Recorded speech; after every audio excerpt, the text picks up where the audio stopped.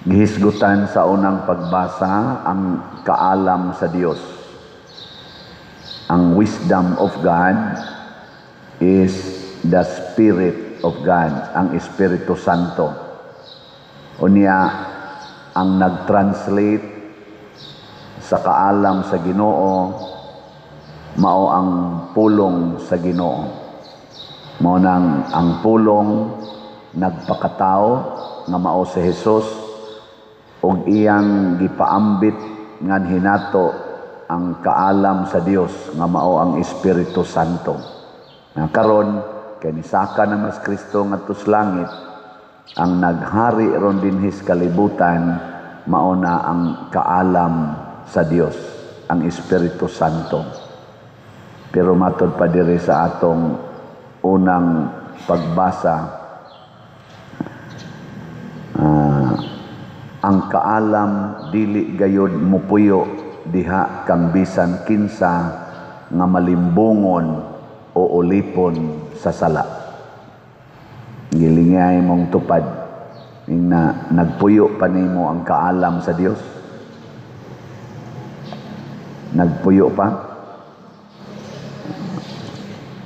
Maminawa ha, ang kaalam sa Dios dili gyud mupuyo diha kang bisan kinsa nga malimbungon o ulipon sa sala.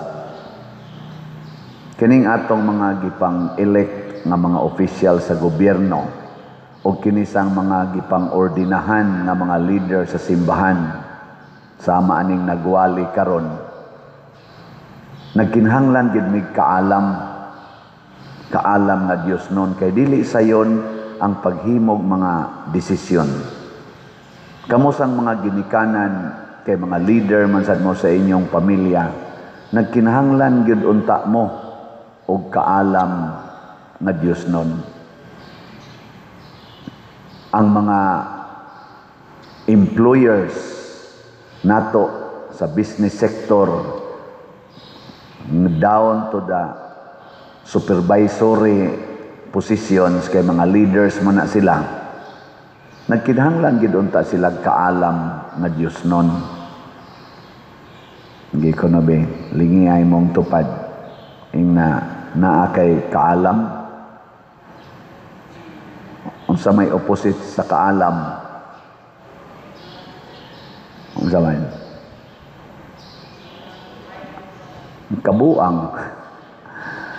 Kabuang.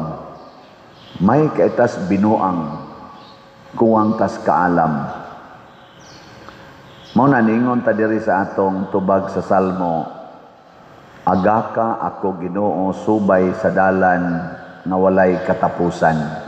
Nya gidiscuss dinhi nga kini di ang Ginoo ang iyang kaalam maoy nagsusi nato kay bao siya kanus ata mo lingkod, kanus ata mo barog, kay bao siya sa atong hunahuna, sa atong gibati. Why matago niya? Bisan pa kunog mo adto tas ibabaw sa panganod, to asad siya didto. Adto sa tas kinailadman sa dagat, to agyapon siya didto. Muna, kay di man kita kalikay niya, makahibaw man siya sa past, present, and future, magpaagak ta niya. Muna ang ato mga Santo Papa sa simbahan, kadaghana nila, dili noon tanan, pero majority, naagyoy wisdom. Ang ilang mga decisions, makapromote gyud og kaayuhan sa kalibutan. Muna nga, ang unag yung produktos kaalam, kana yung kalinaw. Muna timaan gyud nga maalamon ang tao kay malinaw na siya, maghatag sa na siya kalinaw. Kumusta mo ta diri sa atong parokya? Malinawon ta? Malinawon o gubot? Naatay kaalam. Kumusta man ang atong munisipyo? Malinawon o gubot? Malinaw. Naay kaalam. Kumusta man atong probinsya sa Sugbo? Malinawon? Malinaw. Wa mag-away-away. ug di na kay malinawon naa dihay mga buangon. Kumusta mga atong nasod? Malinawon. Sa ato pa ubay-ubay ang mga buangon nga leader sa atong nasod. Kay ang kanisang mga leaders nga buangon o binuang rin na kamahuan, mga sala ra gyud og pagpanglimbong, maghatag sana sila kagubot. Mao na nga ang kalinaw makabot lang sa mga taong nagsunod, nagpaagak sa kaalam. Ikaduha nga produkto sa kaalam kanig yung kahiusa. Mag-promote, mag-anam ginagkahiusa ang katawhan. Di gyud hinoon perfect bisan pag-unsaon, di man ginamakon. Pero mag-anam gyud kahiusa ang nanag-away, mag-uli, ang mga nagdinumtanay, magpasayloay, basta magpaagak na sila sa kaalam. Ilingay mong tupad. Ing na nagkahiusa ra mo. Nagkahiusa ra. Kamong mga asawa, nahiusa ra mo sa inyong bana, dili mo magsigigyaw-yaw. Kung magsigi mo gyaw-yaw, wa mo makighiusa sa inyong bana, wa mo'y kalinaw, mga buangon mo. Wa mo magpaagak sa kaalam. Kamusang mga bana, nahiusa mo sa inyong mga asawa? O nahiusa mo sa inyong manok? Nahiusa mo sa inyong imnonon? Nahiusa mo sa inyong sigarilyo? Mao gani na, mga buangon sa mga banaha mo. Kumusta man ang mga ginikanan? Nahiusa mo sa inyong mga anak?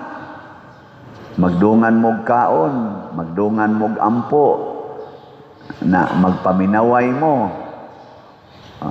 Wa gani, buangon sad mo. Kamong mga anak, nahiusa sad mo sa inyong mga ginikanan?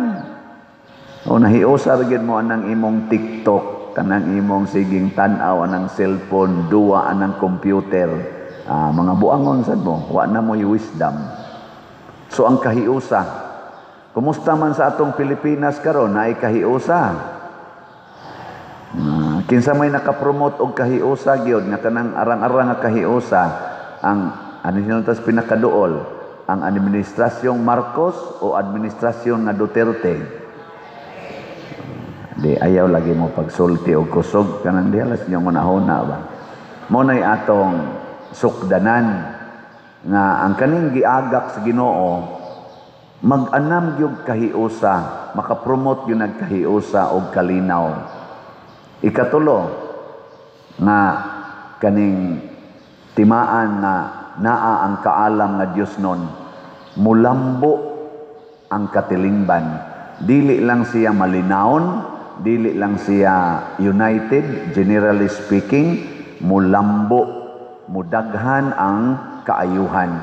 Muna ang atong simbahan, milambo siya, gikan sa 12 ka apostoles, nahimo na rong usa ka kalibutan, billions na ang members, tungod ni sa atong mga leaders, sama ni San Leo Magno or the Great, nga kanunay gigiyahan sila si San Agustin, Saint Ambrose, mga ingana, Saint Benedict, Saint Dominic, San Ignacio, o daghan pang mga leaders nato nga nagkuan ba, naggiagak sa kaalam, nakapromote yun sila og kalinaw, kahiusa og kauswagan sa simbahan. Wa gyud malusno ang simbahan bisan pag-giatake tag maayo. Diha gyud kausa nga kani si San Leo the Great nga gisulong ang Roma sa mga kaaway, barbarians. Layo pa, nahadlok ng mga Kristiyanos nga mga sundao, ayay, pildi tani. Giadto ni Pope, siya rin sugat dito. Storya sila dito, pagkahuman, nanguli. Nanguli ang mga kaaway. Ambot lang yung sa to niya. Pananglitan ron, maldita kayong kabit sa imong bana. Unsay imong gamiton inig atubang nimo niya.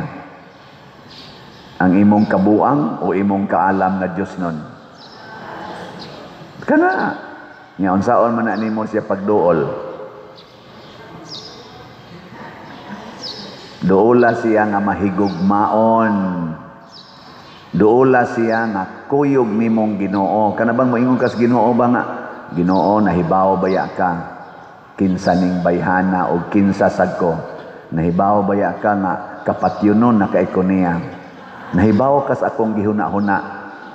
Pero nahibaw sad ka nga kining akong gibati karon o kining akong gihuna-huna iyawan noon. Muna ayuha in taon ko. Tudloan din kas Ginoo diri ningon siya pasaylua lang siya kanunay. Ug moingon siyang sorry, pasaylua. Nya kapito sila nagkinabitay sa usa ka adlaw matud pa diri. Nya kapito sad siya mga yog sorry, pasaylua lang gyapon. Okay na ninyo? Sige. Tubag. Kani bang iyang giingon diri kung makasaog kapito, nya mga isag sorry kapito, pasaylua sad siya kapito anang adlaw. Okay na ninyo dili? Musupak na gani ka, di na ka magpaagak sa wisdom's Ginoo, muhunong na sad ang imong kalinaw, kahiusa og kauswagan, bungkag na imong kinabuhi. Muna ang challenge ni anato. Ang pulong sa Ginoo ni anas kalibutan nahimo ng tao, gisaksihan na sa daghang mga santos. Ang iyang espiritu naa na nato, magpagiya lang ta. Mabitang pag-ingon ako, Lord, unsaon ako pag-celebrate akong birthday. Ngayon din Ginoo, baligya lagslat. Ora ginayang gisulti. Unsaon man ako pagbaligya. Naing na sila nga kutob sa mo greet ni mog happy birthday sa online man or sa physical. Tinahanglang mo palit yung slot. Nyaing na sila nga ayaw na lang pag-greet basta dili ka mo palit og slot. Ana, no? Ay gin mo greet nako. No sa akong birthday? November 24. Pila na akong edad? 62. Kay bawa na gid mo ana. Nya, unsaon ninyo paghatag og slot kon igo-igo rang imong kapasidad kana lang tulo ka slot sa usa sa Grace, usa sa PPSC, nya usa sad sa DPR. 300 pesos. Ana. Nya kon ubay-ubay sad ang imong financial capacity, dito kas challenge. 62 man ko, 6,200 challenge. 62 slot challenge. Ana. Nya unsaon man na ninyo pagpadala nga rin ako? Ang una, ihatod diri sa atong opisina o diha na to mga lamisas gawas na may mamaligyag slot diha. Nya, pwede sad sa atong bank accounts. Tanawa ning ato dinhing atong screen. Mao ni atong bank accounts. Nya, pwede sad GCash, pero akong GCash karon murag hapit na mapuno. Gamay nilay kuwang kay naa magud na siya limit. Kaning ubang GCash din daghan pa man nyag mapuno na gyud, kwarta padala. Nya ang imong padadaan kanira sa mga ngan nga niya sa atong screen, ayaw ipadas lain. Pwede sa akong ngan ninyo ipadala, except lang sa Western Union, ayaw ipada diri nako kay di na ako ka-claim ana.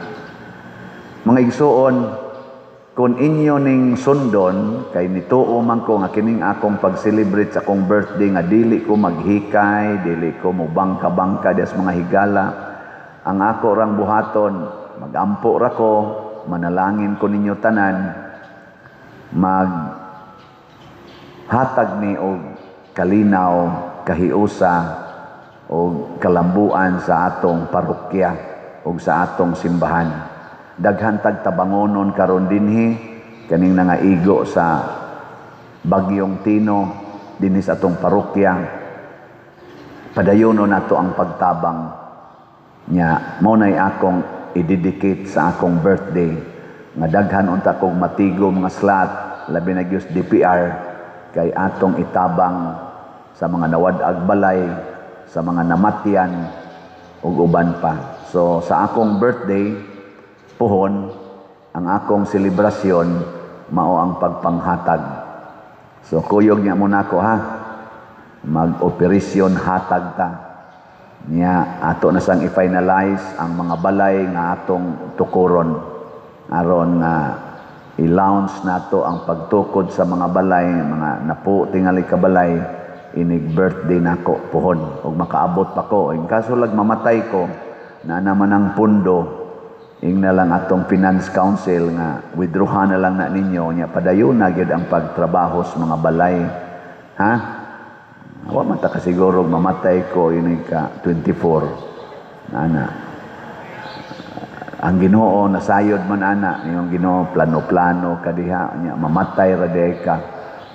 Di ako na lang sa nang gi-anticipate 62 na biya ko tiwasono na biya ni ngilingay mong tupad ing na okay ra ni mong mamatay sa Padersiano ing na kano ba nya moingon gani kang dili kinahanglang daghan jud kag slot nga paliton ngano man birthday gift guna ninyo nako di sa to pa ing nang Ginoo Lord mo palit jud kog daghang slot kay para mataas-taas ang kinabuhing Padersiano pero igor kami mon Lord ayaw patya Padersiano nya di kam palit og slot buangon kay taga gyud og kamatuoran ana ra na siya